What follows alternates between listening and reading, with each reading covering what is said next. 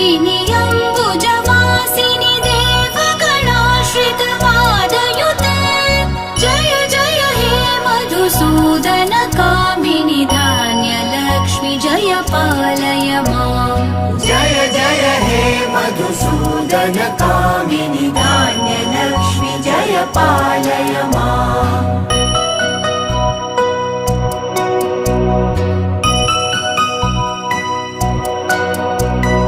Jai वरवर्णिनि Vaishnavi Bhargavi मन्त्रस्वरूपिणि मन्त्रमये सुरगणपूजित शीघ्रफलप्रद ज्ञानविकासिनि शास्त्रनुते भवभयहारिणि पापविमोचनि